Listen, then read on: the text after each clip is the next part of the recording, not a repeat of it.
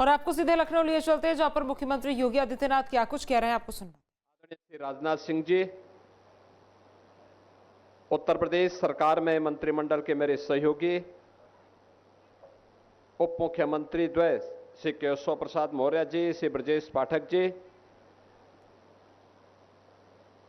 नौसेना के अध्यक्ष एडमिरल दिनेश त्रिपाठी जी, उत्तर प्रदेश सरकार में मंत्रिमंडल के मेरे सहयोगी पर्यटन और संस्कृति मंत्री श्री जयवीर सिंह जी, लखनऊ की महापौर श्रीमती सुषमा खड़कवाल जी, राज्यसभा के माननीय सदस्य डॉक्टर दिनेश शर्मा जी, श्री ब्रजलाल जी, सभी माननीय विधायकगण, सेंट्रल कमांड के army commander lieutenant general Anindya Sen Gupta ji, vice admiral CR Praveen Nair ji, lieutenant general CJ Jayachandran ji, आज के इस भव्य समारोह में उपस्थित हमारी तीनों सेनाओं के सभी वरिष्ठ अधिकारीगण, जनप्रतिनिधिगण और उपस्थित बहनों और भाइयों, आज के इस नौसेना शौर्य वाटिका के लोकार्पण कार्यक्रम के अवसर पर जिनकी प्रेरणा से यह सब मूर्त रूप लेकर के लखनऊ को एक अभिनव केंद्र के रूप में प्राप्त हुआ है, ऐसे देश के लोकप्रिय रक्षा मंत्री और लखनऊ के लोकप्रिय सांसद माननीय राजनाथ सिंह जी का मैं उत्तर प्रदेश सरकार और उत्तर प्रदेश वासियों की ओर से, लखनऊ वासियों की ओर से, उन्हीं के लखनऊ में हृदय से स्वागत करता हूं, अभिनंदन करता हूं। मैं धन्यवाद देता हूं नौसेना के अध्यक्ष और उनकी पूरी टीम को, जिन्होंने उत्तर प्रदेश सरकार के साथ मिलकर के इस पूरे कार्यक्रम को सुव्यवस्थित तरीके से आगे बढ़ा करके एक समय सीमा के अंदर यह कार्य हम सबके सामने आज दिया है। अब मेरा मानना है कि प्रदेश की राजधानी लखनऊ में आने वाला कोई भी व्यक्ति लखनऊ के अंदर के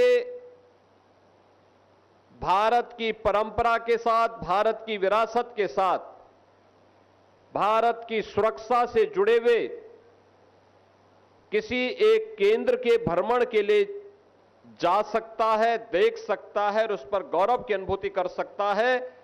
तो श्रृंखला में यह नौसेना वाटिका उसका एक नया उदाहरण और एक नया केंद्र बनकर के यहां पे प्रस्तुत हुआ है।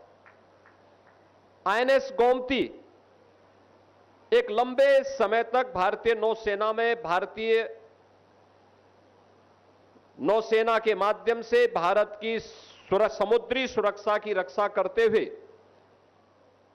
2022 में उसे नौसेना से निवृत्त किया गया और आज निवृत्त के बाद उसका बेहतरीन उपयोग करते हुए लखनऊ की जीवनदायिनी गोमती नदी के तट पर ही उसे स्थापित भी किया गया। जब बड़ी सोच होती है, बड़े लक्ष्य के साथ व्यक्ति आगे बढ़ता है, तो उस बड़ी सोच का परिणाम उसी सकारात्मक रूप से जो देश के युवाओं को, प्रदेश के युवाओं को एक नई प्रेरणा प्रदान करने वाला अवसर है, वह भारत की सेना पर, भारत की नौसेना के बारे में उसे यहां जानकारी मिलेगी और किन सम विषम परिस्थितियों में हमारे सैनिक कार्य करते हैं, यह उनके लिए जीवन में उन चुनौतियों से जूझने के लिए एक नई प्रेरणा भी होगी। बहनों और भाइयों, हमारी नौसेना अपने उस लक्ष्य को लेकर के चलती है जो उस विराट सोच का प्रतीक है कि नभः स्पर्शम दीप्तम, यानी आकाश की ऊंचाइयों को छूने के लिए उस प्रकार की सोच भी चाहिए। संकुचित सोच से, संकुचित भाव के साथ हम बड़े लक्ष्य को प्राप्त नहीं कर सकते। बड़े लक्ष्य को प्राप्त करने के लिए उस प्रकार की विराट सोच भी चाहिए। और याद रखना, देश के यशस्वी प्रधानमंत्री जी ने देशवासियों के सामने विकसित भारत की जिस संकल्पना को हमारे सामने रखा है, उसमें उन्होंने हर भारतवासी से कहा कि विकसित भारत के लिए हमें हर नागरिक को पंच प्रण के साथ जुड़ना पड़ेगा। वे जो पंच प्रण हैं, उनमें से जो सबसे महत्वपूर्ण है, एक उन्होंने उसमें से यह भी कहा था कि अपनी सेना के प्रति और यूनिफॉर्म धारी फोर्स के प्रति सम्मान का भाव हमारे मन में हो। जब भारत का सैनिक -डिग्री टेम्परेचर में देश की सीमाओं की रक्षा करता है, या रेगिस्तान में झुलसती हुई इस गर्मी में भारत की सीमा की रक्षा करता है, या समुद्र की उन लहरों का मुकाबला करते हुए भारत की समुद्री सेना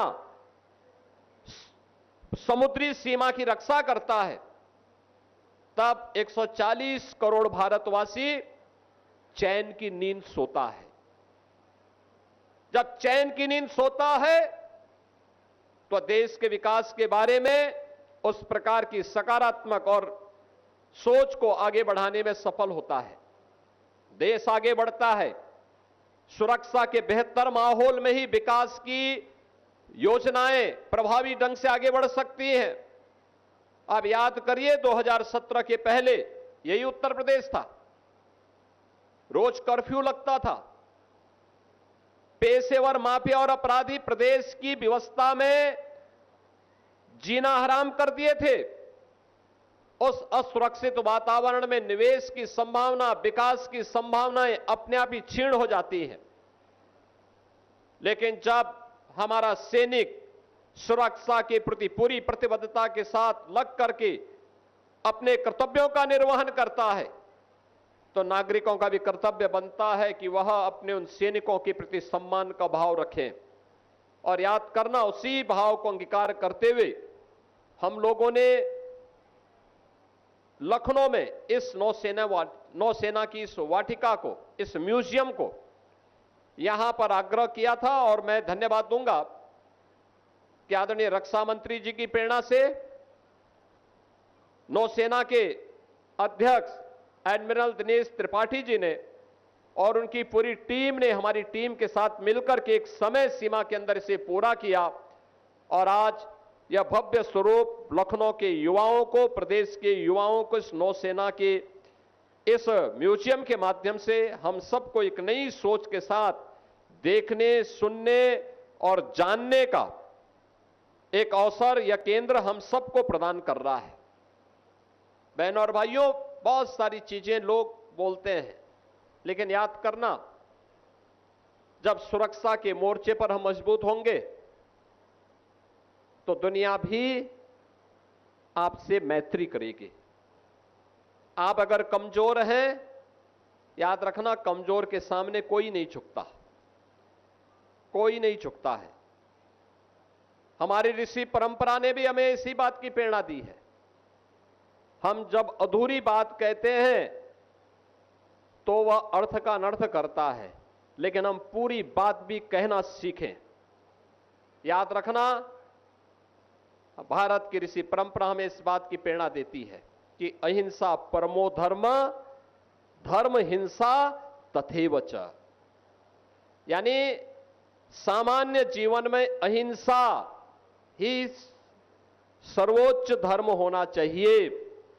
लेकिन अगर सामने वाला अगर सामने वाला देश और समाज की सुरक्षा के लिए खतरा है तो उसके लिए अहिंसा नहीं चल सकती है, उसके लिए तो हिंसा ही हमें अंततः अपनानी पड़ेगी। और देश के दुश्मन के लिए यही हमारा धर्म भी है और वही भारतीय सेना पूरी मजबूती के साथ करती है। और उसी मजबूती के साथ एक नई प्रेरणा के केंद्र के रूप में अब लखनऊ में एक तरफ राष्ट्र प्रेरणा स्थल, जिसका उद्घाटन आदरणीय प्रधानमंत्री जी और आदरणीय रक्षा मंत्री जी ने 25 दिसंबर को किया था, और यहां पर नौसेना म्यूजियम के रूप में भारतीय सेना के शौर्य और पराक्रम का एक अद्भुत केंद्र यहां पर हमें प्राप्त हुआ है। और इसका भी यह फर्स्ट फेज का काम का लोकार्पण हो रहा है। इसके आगे के कार्य भी और आगे बढ़ेंगे।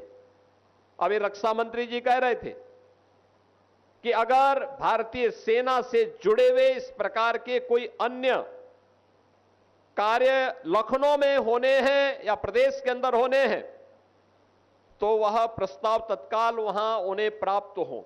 और मेरा मानना है ये होने चाहिए। महत्वपूर्ण चौराहों पर भारत की सेना के वे टैंक जो आज वर्किंग कंडीशन में नहीं है, उन्हें रखा जाना चाहिए। कोई भी देखेगा भारतीय सेना के शौर्य का प्रतीक बनेगा। भारतीय सेना में जाने के लिए उसके मन में एक भाव पैदा होगा और वह सेना के प्रति सम्मान का भाव भी रखेगा। उसके मन में राष्ट्रभक्ति की एक नई प्रेरणा प्राप्त होगी। और याद रखना, राष्ट्रभक्ति से बढ़कर के कुछ भी नहीं हो सकता है। हमें इस बात को हमेशा अपने जीवन में ध्यान रखना होगा। मैं इस नौसेना वाटिका के लिए एक बार फिर से भारतीय नौसेना को हृदय से धन्यवाद देता हूं। माननीय रक्षा मंत्री जी के प्रति हृदय से आभार व्यक्त करते हुए लखनऊ वासियों को, प्रदेश वासियों को इस नौसेना वाटिका में के आज के इस लोकार्पण के अवसर पर हृदय से बधाई देते हुए अपनी वाणी को विराम देता हूं। धन्यवाद। जय हिंद। धन्यवाद माननीय, आपके सारगर्भित प्रेरणादायी उद्बोधन के लिए। आपके मोबाइल पर तुरंत आएगी ब्रेकिंग न्यूज। स्क्रीन पर सबसे पहले दिखेगी बड़ी खबर। देश दुनिया की हर खबर एक जगह। अब आपके मोबाइल पर तुरंत फटाफट इंस्टॉल कीजिए न्यूज नेशन ऐप और रखिए खुद को अपडेट।